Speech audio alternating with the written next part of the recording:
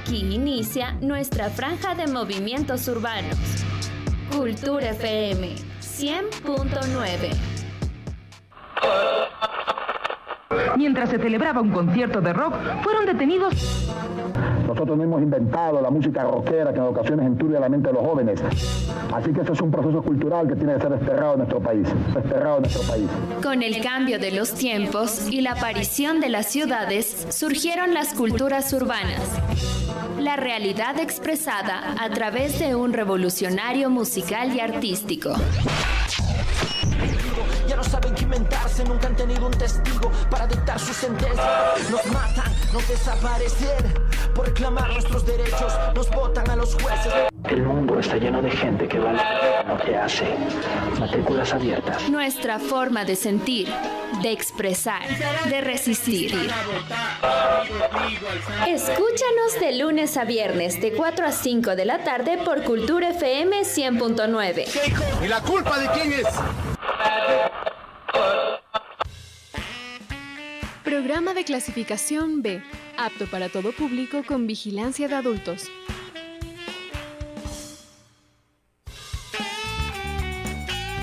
Contenido o opinión.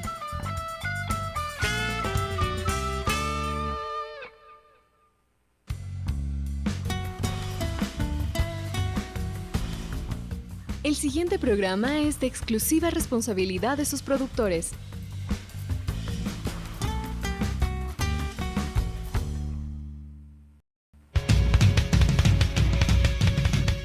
Frecuencia subversa. Noticias. Contracultura. Diversidad. Porque nuestra palabra es nuestra arma. Estás en sintonía de Frecuencia Subversa.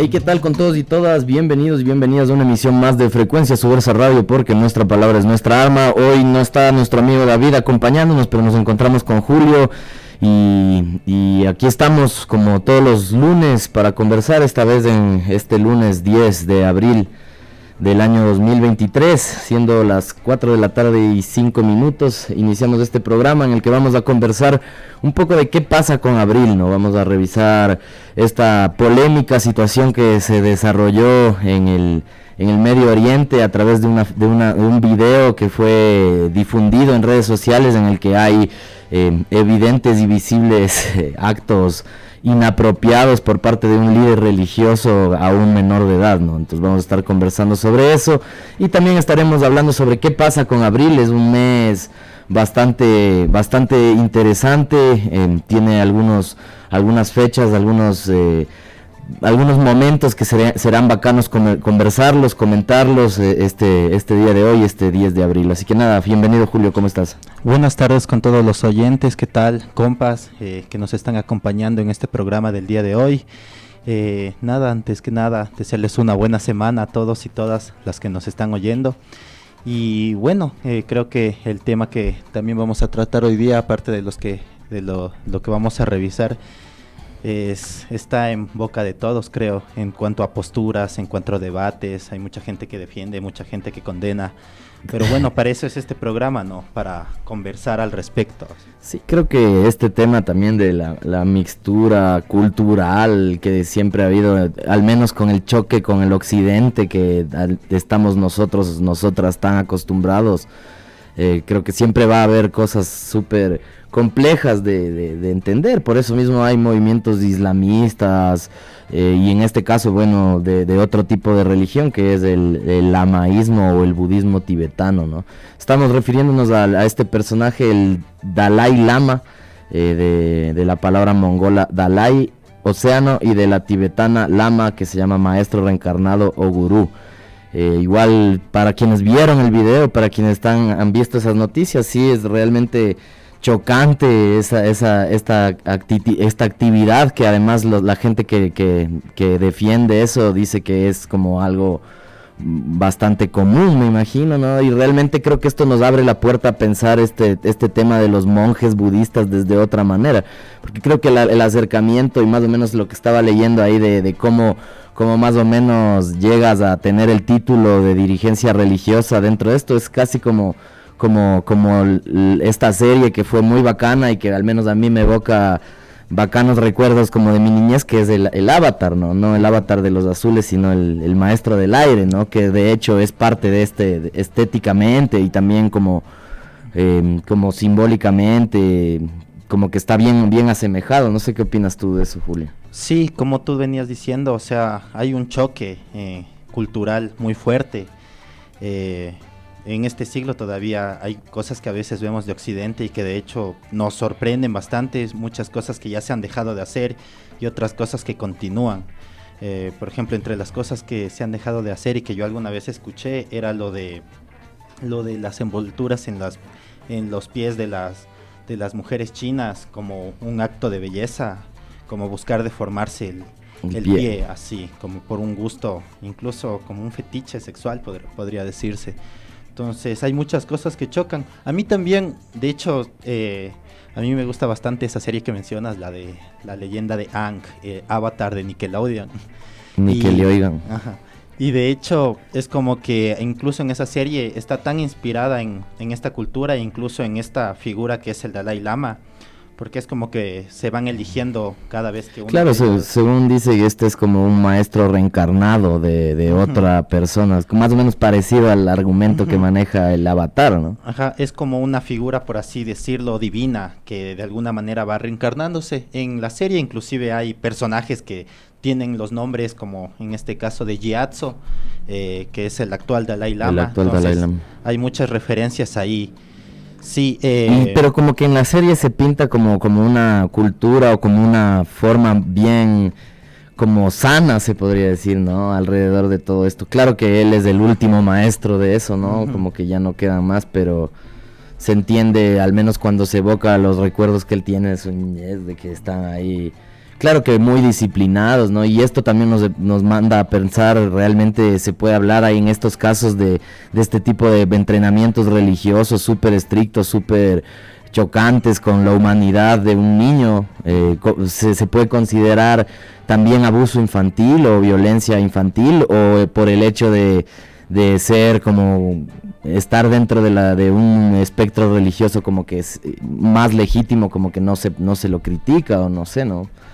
Sí, de hecho, como venías mencionando, es como que en esa serie se puede presenciar muchas enseñanzas de esa cultura, como el respeto a la vida, como por ejemplo, tengo entendido que allá en el Tíbet y lo referente al Nepal y esos países que de alguna manera tienen una relación con el budismo, realmente no comen carne por una cuestión de respeto a la vida mismo del animal, de la naturaleza. Y como dices, o sea... Y las tradiciones filosóficas del budismo son bastante, como se podría decir, en contra del ego, como cosas que son más humanos que otras cosas, ¿no? Sí, o sea, se busca como que encontrar encontrar realmente al ser humano, ¿no? Al ser humano solidario que de alguna manera trasciende de lo material.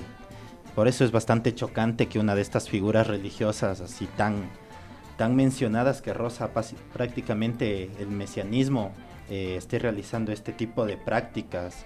Yo había visto en un hilo de Twitter, también investigué, y hablaban de que este tipo de prácticas es como que común, entre comillas, y que se realiza como de alguien que tiene, de alguna manera se siente como inferior frente a alguien, como que es alguien de mayor estatus, y tú realizas eso simplemente como una forma de veneración, o incluso de que de alguna manera te dé su bendición, chuparle la lengua. Ese tipo de cosas. Ese tipo de cosas, de alguna manera, no sé si chuparle, no sé, su riqueza, su espiritualidad, o qué onda. Es bien complejo eso, porque también me parece que es naturalizar una cuestión de estatus, de clases sociales o de castas, y podría llegar a... Y de pedofilia, ¿no? Sí, o sea que rompe de pedofilia cosas inconsciente o aceptada, legitimada. Y creo que, bueno, hablando ahí, a pesar de los contrastes que existe en la cultura, se podría decir occidental y otras culturas, a pesar de todo esto, no es raro que veamos líderes religiosos teniendo actitudes pedófilas, ¿no? Si no, preguntemos a la Iglesia Católica Apostólica Romana. Sí, de hecho, justo esta semana estaba escuchando unos podcasts muy interesantes. Bueno, me gustan podcasts en general, pero justo me venía escuchando un podcast acerca de Garavito. Y no sé quién es Garavito. Garavito Disculpa. es la bestia Garavito, que era un pedófilo colombiano que asesinó a centenares de niños y niñas. Y él en su afán de mostrarse, de atraer a los niños, de mostrarse bueno ante todo, él se disfrazaba prácticamente de vendedor de Biblias, de alguien que predica la religión. Y es como que curioso, porque a la final él trataba de mostrarse como alguien súper tranquilo, que nunca haría ese tipo de cosas. Y a la luz de la historia nos muestra que de hecho aquellas personas que de alguna manera representan como algo de una cuestión religiosa, institucional sobre todo, son aquellos que a la larga tienen varias denuncias de encubrimiento en casos de pedofilia, ¿no? Claro, sí, o sea, yo creo que esto es algo que constantemente desde distintos sectores de la sociedad se ha tratado de posicionar, ¿no? Que este tipo de cuestiones, incluso recordemos que el Papa anterior al que está en la Iglesia Católica, pues dimitió de su cargo por primera vez, que un Papa dimite del cargo por este tipo de cosas, por temas de escándalos y cuestiones que se van liberando. Y ahora, por ejemplo, tal vez, como se dice, sí, estamos en un momento de la tecnología súper fuerte, o sea, que no se ha vivido antes, después de lo de la pandemia, el tema de los TikToks, de las redes sociales y la viralización de las imágenes, ahora genera también una marea, un desequilibrio también a lo que en estas cosas aparecen, ¿no? Porque se graba ese video, tal vez este tema en esta religión hacían eso, que los niños les den besos en la boca a los santos o a los monjes o a lo que sea, pero ahora se pudo filmar y es por esto que se puede ahora poner sobre la mesa este caso, ¿no? Y no solo llevarlo a grandes espectros, incluso dentro de los ámbitos familiares muchos hombres adultos están ahí besando a los niños, ¿no? Entonces es algo que también ha sido como normalizado y hasta qué punto eso es como una muestra de afecto sin connotaciones sexuales y cómo saber si es que la persona, el niño o la niña está recibiendo de la misma manera que tú lo haces. O sea, igual es como una humanidad que no deberíamos atravesar, ¿no? Sí, o sea, como tú mismo dices, ahorita ya es posible poder grabar ciertos actos. No tengo entendido mucho cómo sea, si se pueden grabar todos los rituales o todas las tradiciones en torno a la religión budista. Pero por ejemplo, chuta, a mí realmente me chocara que yo vaya a una iglesia y me den la hostia y el cura o el padre que esté ahí me pidiera que le realice algún tipo de contacto que para mí pueda ser de índole sexual. A pesar de que el cura no tenga índole sexual, pues, o sea, a pesar de que él no lo quiera, para mí ya claro, sería muy chocante. Así, sí, pues. Así sea para él sea meramente un ritual. De todos modos, soy un niño. Estoy aprendiendo. Re complejo.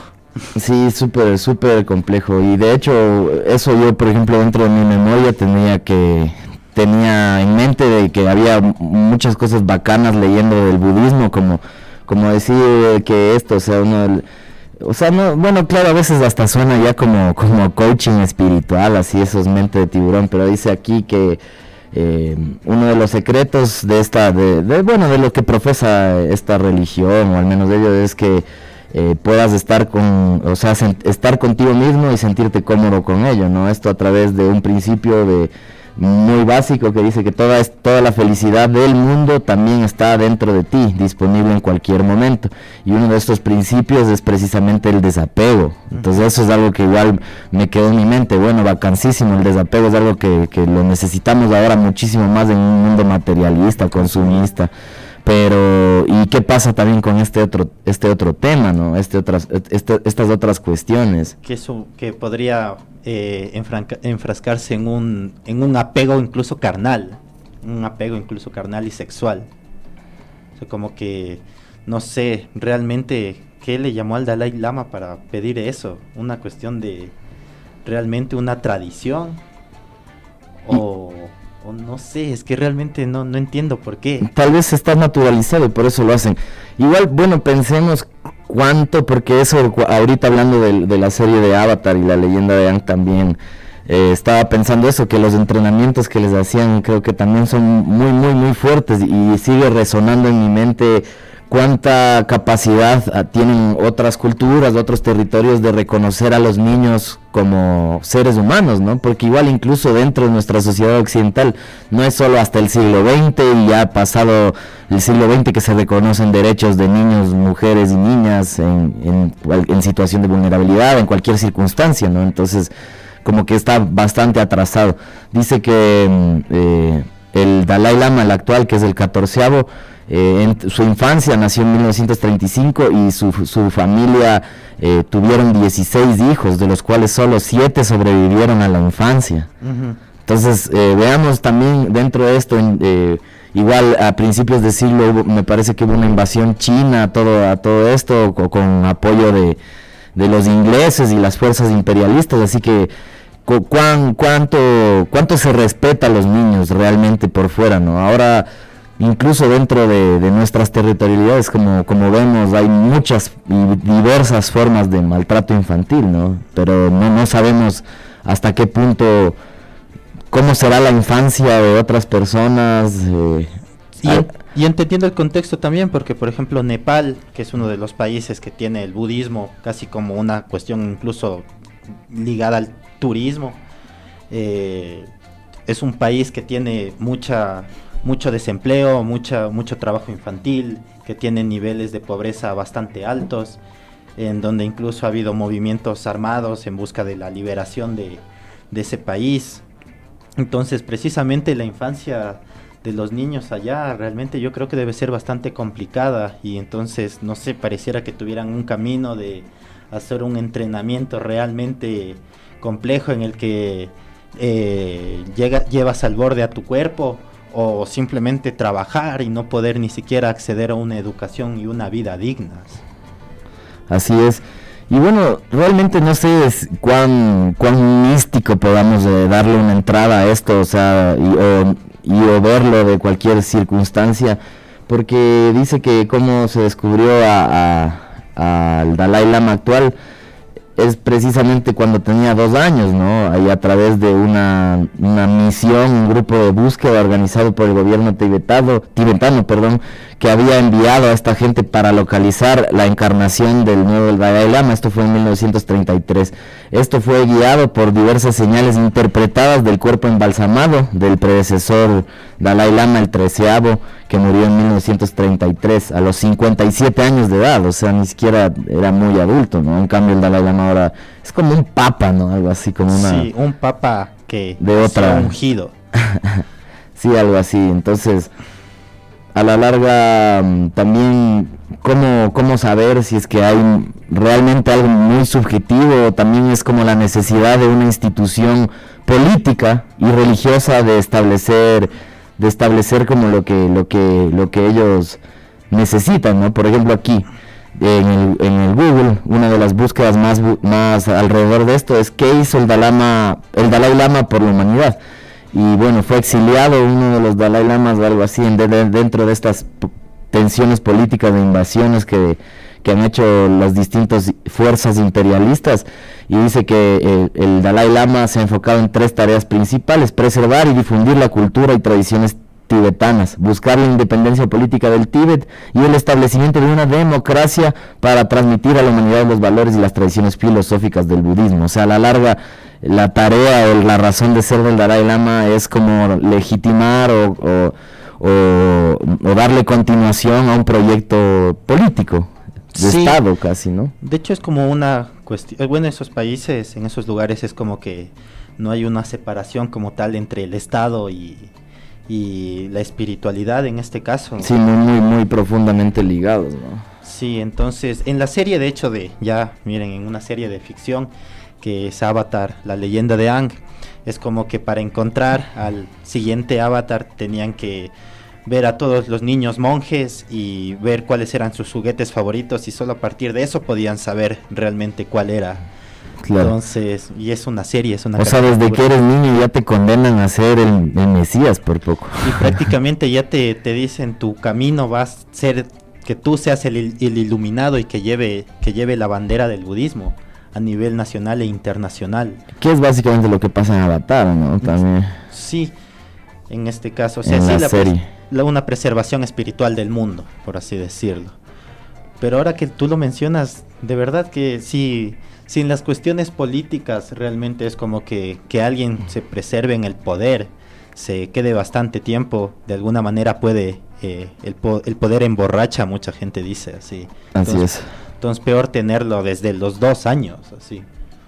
Y saber que vas a tener que llevarlo toda la vida y que no puedes decir que no. Y que encima vas a reencarnar en tu siguiente vida, seguir haciendo lo mismo, entre comillas. Sí, así es. Sí, la reencarnación es algo que es un pilar principal de esta religión y bueno, dice que el budismo niega que existe una entidad como el yo en un ser vivo, pero sí existe, afirma que existe un ciclo de transmigración. Ahí para ir cerrando, ¿qué piensa usted? ¿Reencarnamos o no reencarnamos? Bueno, creo que esa es una respuesta bien compleja. Yo creo que la humanidad de alguna manera sigue preservándose, tanto en consecuencias en torno a lo que el ser humano viene haciendo, pero de ahí a que yo reencarne, creo que no tengo un argumento científico que me permita decir sí reencarnamos.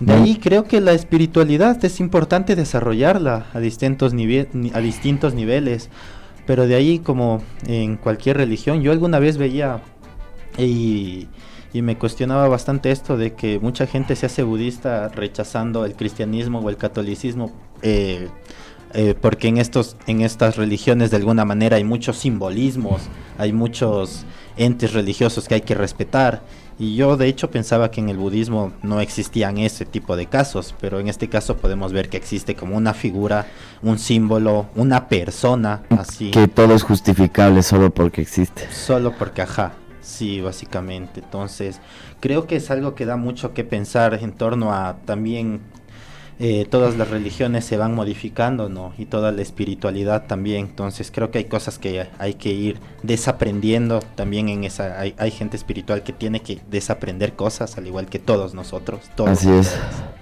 Y yo pensaría que ellos serían tal vez los más adecuados para desaprender por este tema del desapego y todas esas cosas, que bueno, también nos lo venden en el occidente. Sepamos que todo está atravesado por una corriente mercantilista y que quiere vender. O sea, si nos llega algo en el algoritmo de las redes o si nos llega algo es porque hubo una intención de marketing, ¿no? Entonces, a la larga creo que al occidente nos venden esa imagen como del budismo, de todo paz, de todo tal, y sí, tal vez no al inicio hacías una broma como que de que leías algo budista y era que parecía un tema de coaching, y de hecho no está tan, no digo que sea lo mismo, pero hay mucha gente vinculada al coaching que evidentemente utiliza estos recursos espirituales como para, con retórica, tratar de que la gente se sienta a gusto o liberada en este sistema opresor.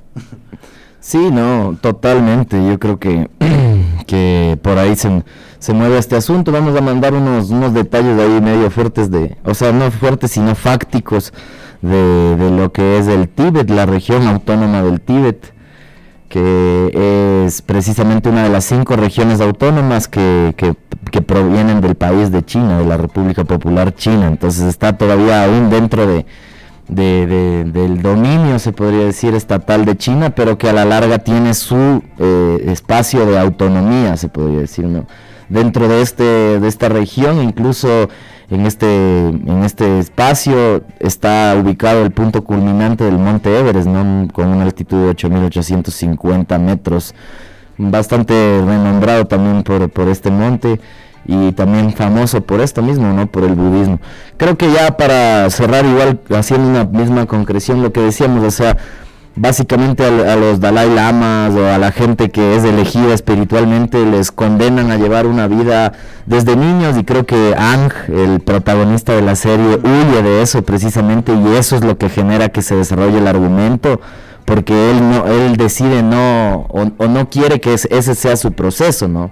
Entonces a la larga eso es algo que también debemos aprender, que cada uno de nosotros y nosotras debe atravesar sus procesos y sus etapas en su propio ritmo, ¿no? No podemos obligar a la gente a hacer las cosas que no quiere o no puede o no se encuentra en momentos de su vida en los que siente que sí lo puede hacer o lo hace directamente. Incluso aunque le des poder, no puedes obligarle, incluso aunque le des poder. Entre comillas podrías decir que le estás arreglando la vida, no creo que sea tan así.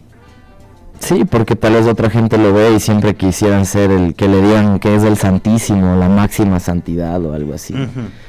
Sí, bueno, ahí también eso, reflexionar alrededor del poder, como dicen por ahí, dale un poco de poder a alguien y verás cómo realmente actúa, cómo realmente gestiona. Y cierro el comentario diciendo que yo tampoco tengo pruebas fehacientes de lo de la reencarnación, sería imposible tenerlas a menos que, no sé, pues estés o realmente atravesando procesos subjetivos que son como interesantes, o también mucha gente que lo hace por puro comercio, ¿no? Como los típicos estafadores y charlatanes, y ahora con las redes sociales y ahora con toda la información que siempre estará también a la disposición para bien o para mal, entonces ha de haber mucha gente que se aprovecha de esto, como decías, y también llena y lleva estas frases, estas cuestiones hacia eso. Y mi mamá dice que tal vez la gente reencarna en los perros, así creo que ella ha sentido que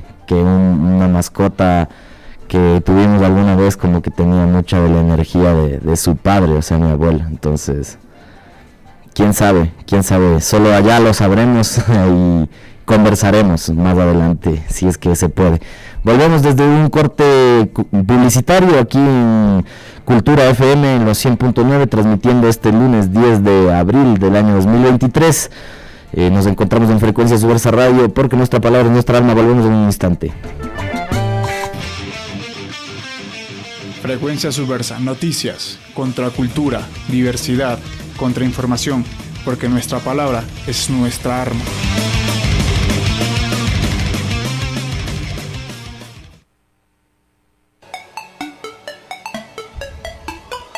Créelo, este programa te va a gustar. Encuentro con nuevos artistas y voces jóvenes, música en vivo y más. Vamos al grano. Escucha Nuclear, el podcast del núcleo de Pichincha de la CCE, por Cultura FM 100.9. Los saxofones. Eso es. Wow.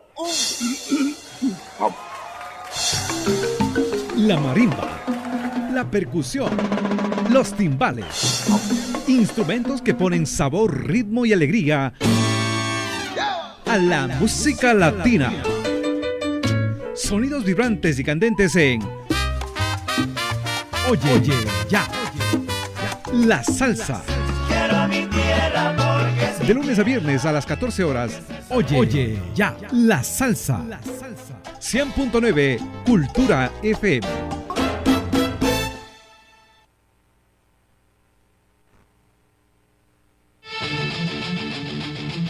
Frecuencia Subversa, noticias, contracultura, diversidad, contrainformación, porque nuestra palabra es nuestra arma.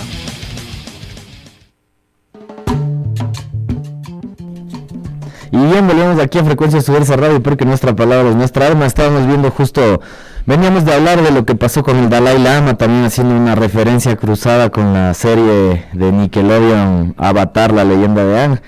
Y bueno, aquí Julio encontró que hace 5 horas, no mentira, bueno, recientemente el Dalai Lama en su cuenta oficial de Twitter se puso una disculpa, ¿no? Uh-huh. Donde más o menos se excusa, a mi parecer. No, y además es una excusa compleja, ¿no? Particular, porque dice que su santidad a veces molesta a la gente en formas inocentes y juguetonas, que incluso en público y frente a cámaras, que incluso las hace en público y frente a cámaras, pero él se arrepiente del incidente, ¿no? Entonces ahí vemos el poder también de las redes sociales, como hacen y generan que haya este tipo de cosas. Y bueno, vamos ahora con el siguiente espacio, siguiente bloque de nuestro programa de esta tarde, de este lunes, y vamos a hablar, a preguntarnos qué pasa con abril, ¿no? ¿Qué sucede con este mes, este complejo cuarto mes del año? Recordemos que igual en muchos de los países en donde se están bien marcadas las temporadas climáticas, se dice que abril es el mes que abre la primavera, ¿no? Entonces realmente es un mes como importante, se podría decir.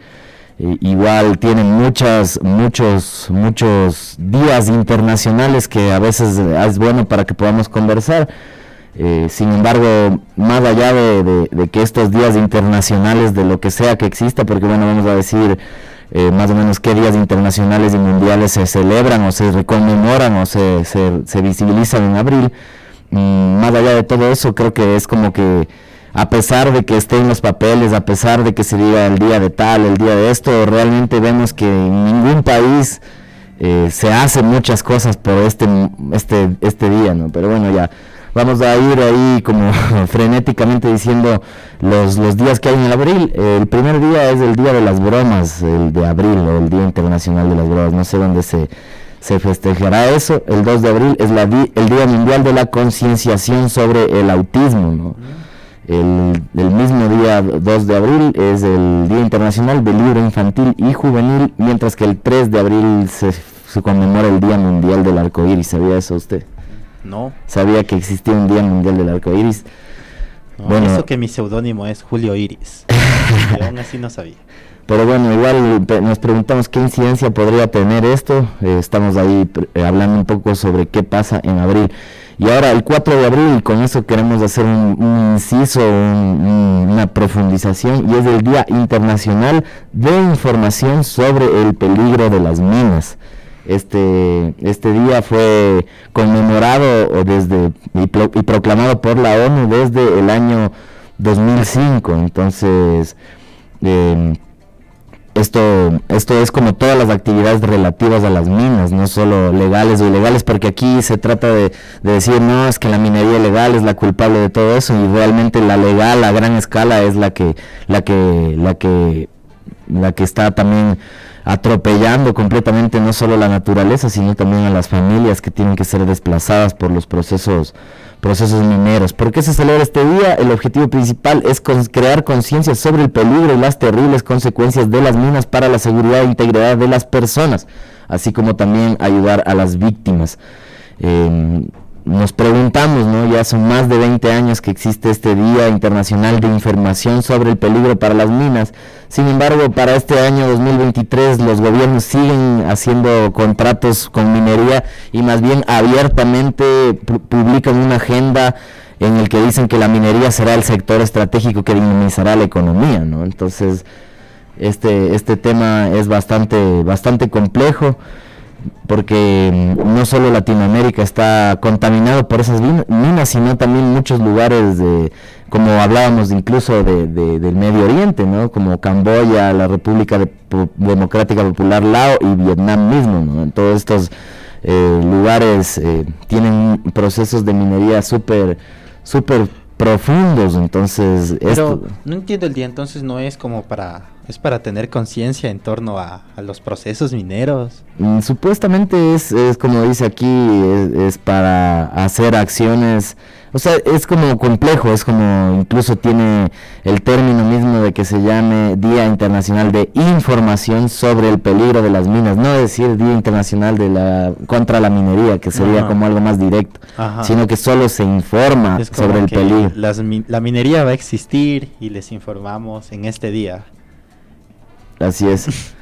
Y esto es avalado, reconocido por la ONU incluso, ¿no? Sin embargo, no se les dice nada, la ONU no dice nada cuando sabe que estos gobiernos, al menos latinoamericanos, siguen empeñando sus papeles de depredación del medio ambiente a través de concesiones mineras. Recordemos que nuestro territorio, el Ecuador mismo, está concesionado muchísimo y gran parte de su territorio a las minas, a la minería, y ni siquiera es un proceso de minería local, autosuficiente con el Estado, sino que son concesiones a transnacionales.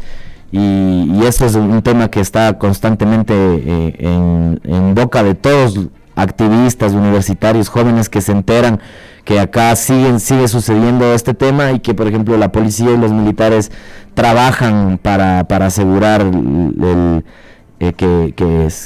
bienestar de la extracción a partir de empresas transnacionales, ¿no? Por último, que no sé, siento que a veces la policía o los entes del orden estatal, en vez de precautelar el bienestar y la salud de la gente que vive en esas zonas, realmente termina cuidando a estas empresas transnacionales multimillonarias, que incluso, a veces yo me reniego a hablar de cosas buenas y malas, pero parecieran los malos de la película realmente, como que llegan, destrozan la flora, la fauna de un entorno. Y las fuentes de agua, que ya ni siquiera es necesario que destroces directamente, sino que destrozas la fuente de agua y se contamina todo el río. Como inyectar veneno.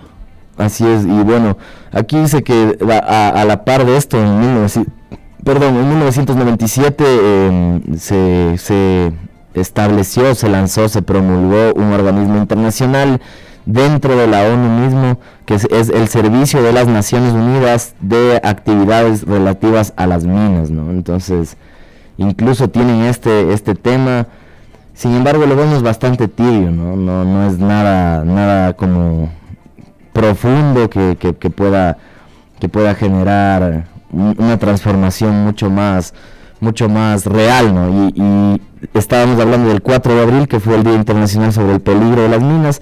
Mientras tanto, un día después del Día Internacional de la Conciencia. Hasta parece que fuera surrealista hablar de esto como si fueran temas superficiales o poco complejos, ¿no? O sea, bueno, la conciencia, ¿en qué sentido, no? Sí, creo que puede resultar bastante ambiguo. Como conciencia, tengo entendido que Tengo entendido que mucha gente, por ejemplo, un profesor de la universidad nos decía que no existe la concientización como tal, así, sino que es hacer conciencia, pero hacer conciencia en torno a qué. No es como que concientización ya es una palabra, sino que debería ir acompañada de algo para saber qué mismo. Y sobre todo un tema tan complejo, o sea, digo, tan importante como que podría ser tan importante, ¿no? La conciencia puede llegar a generar niveles a conmover al planeta entero, a toda la humanidad, si sabe llevarse adecuadamente. Sí, aquí dice que de hecho la ONU con este día se refiere a que está promulgando una idea de una conciencia global. Este día surge justo promulgado en el 2019 y se comienza a visibilizar a partir del 2020, ¿no? Misma fecha que aterrizó la pandemia del coronavirus. Y bueno, aquí dice que esta conciencia global a la que se refiere la ONU es que se le pide a gobiernos, agentes sociales y a las personas en general que fomenten una cultura de paz con amor y conciencia. Comprensión y ternura. No, pues, pero muy tibio igual. La conciencia es algo difícil de explicar por lo abstracto del término. Eso es la ONU mismo lo dice. Y por todos los intereses que existen en contextos en donde toca hacer conciencia. Sí, o sea, y dicen que la palabra conciencia de hecho viene del latín y la palabra de donde proviene es conscientia, que significa con conocimiento. Entonces conciencia más o menos está asociado al conocimiento, debería ser, ¿no? Sí, es el día para hacer que la gente esté informada, no sé, no me queda muy claro a la final. Sí, nuevamente son temas que me imagino que por esto les pagan, ¿no? O sea, por poner un día de algo, y tal vez así la gente que estableció en la ONU eso dijo, con esto con esto trabajé este año, con esto mi proyecto para pagar mi doctorado. Así es.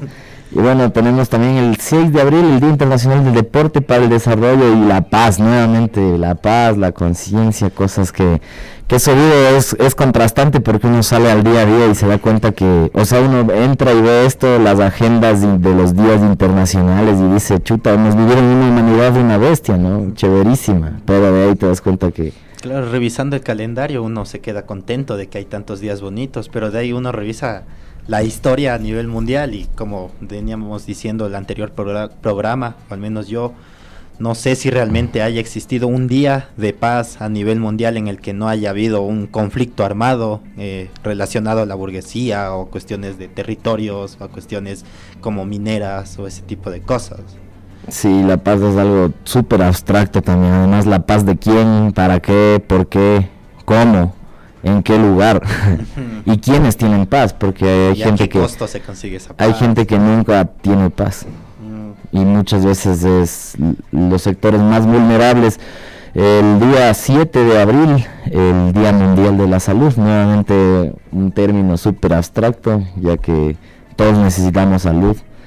Y el 7 de abril, en cambio, es el Día Internacional de Reflexión sobre el genocidio cometido en Ruanda. No sé si tú viste algo de eso, una matanza, una guerra civil. Claro, hay una película muy buena llamada Hotel Ruanda. Me parece que es basada en el personaje, el apellido me acuerdo que es Rusesabagina, que, bueno, el conflicto da mucho que pensar porque yo a partir de ese conflicto he cuestionado bastante la democracia, por así decirlo. Porque mucha gente defiende la democracia diciendo que es lo que dice la mayoría, entonces la democracia es lo correcto, simplemente por eso. Y Ruanda es como un caso muy particular en la historia en la que dos etnias, dos grupos de Ruanda, que es un país allá de África, dos grupos afros, o sea, negros, grupos étnicos, sí, tuvieron un conflicto, entonces era como que un grupo étnico, espero no equivocarme, los Hutu, entraron como en una guerra civil contra otro grupo étnico, los Tutsi, así. Y en ese contexto es como que un grupo étnico estaba matando al otro grupo étnico y bajo la bandera de que eran la mayoría.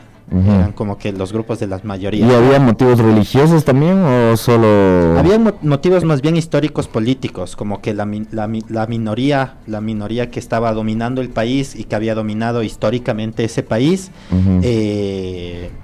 pertenecían, o sea, como tal son una minoría, pero étnica vinculada a poder político. Entonces, en un momento la mayoría también se enojó y empezó a matar a toda la gente que pertenezca a esa etnia, por así decirlo. En un inicio podrías decir como está bacano, están matando a los burgueses, por así decirlo. Están haciendo una revolución, pero realmente fue un genocidio en el que realmente el país solo se desangró y fue una matanza de una etnia a otra etnia diciendo soy más real que tú. La imposición de la violencia nuevamente, ¿no? De lo que decíamos, el genocidio en Ruanda dejó un saldo de 800,000 víctimas, al menos que se pudo confirmar. Esto sucedió un mismo 7 de abril, como hablábamos del 7 de abril, el día de la reflexión por el genocidio en Ruanda. Esto fue en el año 1994, es decir, no han pasado ni 30 años reciente, ¿no? Y es uno de los crímenes de mayor lesa humanidad que se ha visto, ¿no? Y es, como tú dices, bastante cruel que haya sucedido esto entre personas pobres, ¿no? Sí, pero había muchos casos en que era tu primo de sangre y era como que, pero era de otra etnia, pero igual solo porque en la cédula dice eso, entonces se mataban entre familias también. Es bastante, eso también muestra, porque tengo entendido que esa separación entre Hutu y Tutsi fue puesto, si no me equivoco, por el Imperio Británico. Pero a la final... ¿Y cómo terminó ese cruel episodio? ¿Cómo se apaciguó? ¿Solo fue la imposición? Tengo entendido que después se puso un gobierno provisional que después fue como que frenando un poco este tipo de matanzas. Fue un conflicto bastante complejo. Yo recomiendo que se vean bastante esa película que se llama Hotel Ruanda, basada en en una persona que era un gerente de un hotel y que a partir de poder tener como que ese hotel y ser una persona influyente, logró salvar muchas vidas, así. Terrible, terrible este tema de lo que sucedió en Ruanda un 7 de abril del año 1994, hace 28 años me parece, o 29.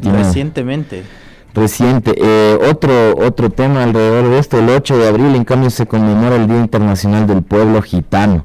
Aquí no se habla de un genocidio, pero este pueblo ha sido perseguido duramente por los gobiernos, hasta incluso por los espacios monárquicos. Siempre se ha tratado de perseguir a este pueblo, ¿no? Y de ensuciarlo simbólicamente, vinculándolos a la brujería, al satanismo, a prácticas paganas que muchas veces son tergiversadas totalmente con tal de mostrar una mala perspectiva de los mismos. Sí, para esto es un día que no fue proclamado por la ONU, sino más bien por organizaciones del pueblo gitano.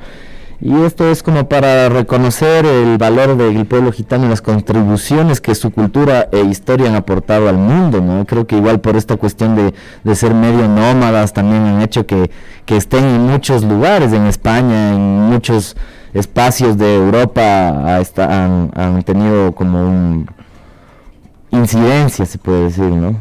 Bueno, en Sudamérica también tenía entendido que había en Chile, en Brasil y en pequeñas colonias. Sí, además se sabe que tienen bastante antigüedad, no se ha establecido bien, pero se sabe que tienen muchísimo más, y creo que eso es lo que le da este contexto como de misterio, de cosas particulares alrededor de esto, ¿no? El pueblo gitano representa toda una vasta y rica cultura que va más allá de los clichés y los mitos que se le han atribuido con el tiempo por ser personas personas bohemias y errantes. Más bien al contrario, los gitanos se han sabido ganar su espacio gracias a su trabajo y importante aporte a la ciudad. La historia y la cultura de la comunidad gitana ha estado por siempre integrada al territorio español, pero tiene sus raíces originales en la India, y que con el transcurrir de los años han podido desarrollarse gracias al contacto con otros pueblos y culturas que sin lugar a duda los hacen ciudadanos del mundo. Chévere, ¿no? Sí, no, y dentro de eso incluso escuchamos que recientemente uno de los países, no estoy seguro, uno de los países nórdicos europeos reconoció que y hizo una declaración pública reconociendo esta sistemática eliminación y procesos de castramiento incluso a pueblos gitanos, ¿no? O sea, de esterilización forzada y cosas que tuvieron que sufrir este pueblo, ¿no? Terrible. Y esto no solo se lo ha visto con el pueblo gitano, sino también en otras circunstancialidades, todo para establecer el monopolio del poder, del legitimar. Aquí en Sudamérica mismo. Sí, ¿cuál es el término? No, ¿eugenesia? Sí, creo, sí. Ajá, como que jugar con la vida prácticamente, sin sonar pro vida, pero prácticamente forzar, esterilizar a mujeres y hombres, como para que para que no tengan descendencia, para tratar de eliminar una cultura. Y sí, se llama eugenesia, pero contradictoriamente el término eugenesia significa buen nacimiento. Acá en el portal ampligen.es se dice que la eugenesia o el eugenismo es aquella disciplina a menudo acusada de pseudocientífica que tiene como fin modificar la herencia genética de las personas para mejorar una raza o la especie humana aplicando leyes biológicas y técnicas de la genética avanzada. Eso es como el término general, ¿no? En este caso, claro, puede ser para, como dicen, modificar y la modificación para que tengan hijos, y en este caso, como decía Julio, para que no los tengan también, ¿no? Así que nada, pues vamos a seguir ahí un poco avanzando, y aunque ya se nos va acabando el tiempo en este lunes 10 de abril, vamos a quedarnos en el mismísimo 10 de abril, el 8 de abril, antes de llegar al 10 de abril, es el Día Internacional de Oposición a los Alimentos Transgénicos. Ni siquiera el día contra, sino de oposición, nuevamente un día que se presenta como abstracto, ¿no? Como sí. no tan... Y el término oposición también ya no me parece tan radical como que realmente va a luchar y eliminar. Sí, es un movimiento de acción mundial que manifiesta el rechazo hacia el cultivo y producción de alimentos modificados genéticamente, afectando la agricultura y la alimentación tradicionales. Recordemos que el tema de los transgénicos también ataca a las semillas, ¿no? Que nuevamente es un punto de inflexión que está atravesado por las mercancías, ¿no? Nuevamente la mercancía tratando de llegar a todos lados. El hecho de que haya empresas también que tienen patentes de semillas y que prácticamente tengas que pasar por una transacción directa con ellas, o si no, prácticamente no puedes sembrar. Así es. Sí, muchos saludamos igual a la red de guardianes y guardianas de las semillas que aquí hacen un trabajo muy importante para esto, ¿no? Y bueno, cerramos hablando de qué pasa con el 10 de abril, justo el día que hoy nos encontramos acá en la radio de los 100.9 de Cultura FM, y cada 10 de abril se celebra el Día Mundial del Síndrome de West. ¿Usted sabe qué es el síndrome de West? No, soy un ignorante. Es una patología caracterizada por una encefalopatía epiléptica que afecta a los niños menores de 1 año de edad. Uy. Es una enfermedad que se descubrió en 1841. Es como un síndrome de espasmos infantiles, una enfermedad neurológica poco frecuente, caracterizada por una alteración cerebral epiléptica que les genera convulsiones. Se estima que de 1 por cada 2.000 bebés sale con este síntoma, este problema, ¿no? Esto es el Día Internacional del Síndrome de West y lo comparte con el Día Internacional de la Homeopatía, que se celebra un 10 de abril como un día como hoy. ¿Usted ha sabido, ha estado alguna vez en algo homeopático? No, la verdad, nunca. Solo medicina tradicional. Solo medicina tradicional. Bueno, ahí vamos entonces ya a despedirnos. Ha sido un gustazo que nos escuchen, que nos miren, a quienes nos mirarán en el YouTube y en el Facebook Live a través de nuestras distintas redes sociales y canales digitales.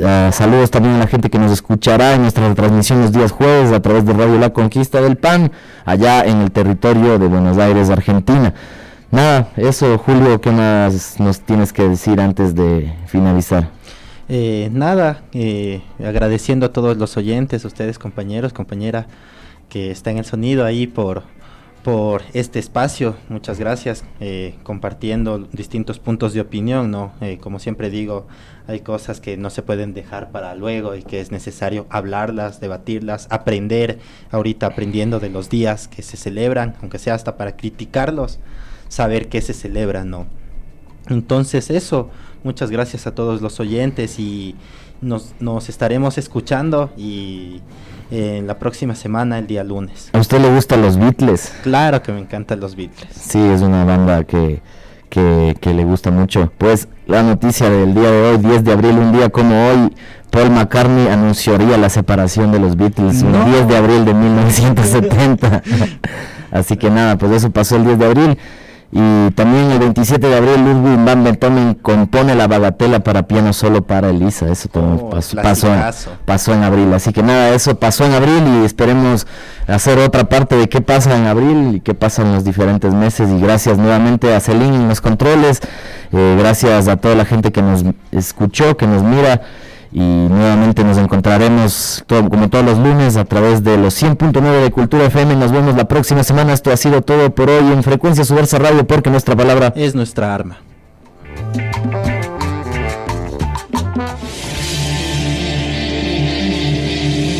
Aquí finaliza Frecuencia Subversa, porque nuestra palabra es nuestra arma. Nos vemos la próxima semana a la misma hora por Cultura FM 100.9.